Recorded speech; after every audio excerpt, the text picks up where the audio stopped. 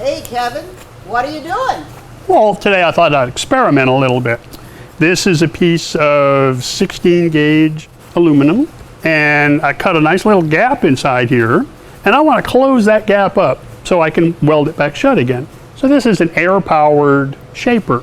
And what you can do with this thing is not only can you shape metal, but you can also stretch it, which is what I want to try to do with this piece of aluminum, and you can also shrink it. So when you get like a ridge built into it, where you're trying to bend something around a corner, you can actually work that ridge right back out of it again, push all that metal over to one side. So the first thing I want to do is just change this die on the bottom, put the correct shape in there for what I want to do with it. And that's just loosen it up. You see the difference between these? This is the one that was in there, and it's got a flat spot right here on the top of it, where this one is more rounded over. That's what I want, is that rounded over profile. Now let's make some noise. And all I'm going to do is just work on one side of the metal, hammering going this way, stopping and moving the metal back, hammering going this way and stopping, and then come to the other side and try to do the same thing and just see how closely we can close that whole gap up. So you might want to turn your volume down just a little.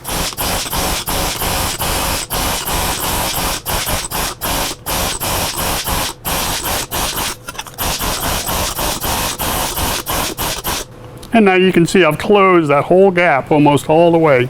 Just this little tiny gap right there at the top that I didn't get. But that whole big gap that was up inside there closed all that right back up. So I could come in and weld that, grind that down just a little, or I can even come right back to the shaper and just hammer it in. Don't grind it away. Hammer it all right in, blend it all in that way, and then shape it a little, get rid of the little wrinkle that developed in there just from me working metal around.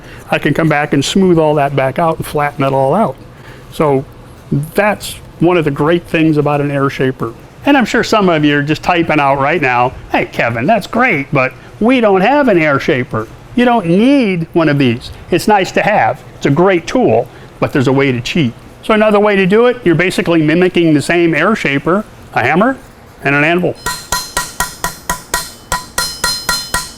Even if you don't have an anvil in your shop, I bet you have a vise. There's always a little anvil spot, a little hammering spot built into a vise. Or whether you just close the jaws up and just use the top of the jaws to sit there and work something. Why do I use this end? You got a nice little pointy part, and that allows you to pinch that metal and help move that metal. Well, if you make it thinner, it's got to go somewhere, so it's going out. So hopefully that gives you another little technique in your toolbox. You have a little gap you need to fill, always a way to do it. You don't have to just sit there and weld and try to figure in this big old monster gap. So you guys go practice this. I'm going to go back to work. And before you go, reach up there and hit that notification button so you know when things change. I'll see you next time. So this is an air-powered shaper,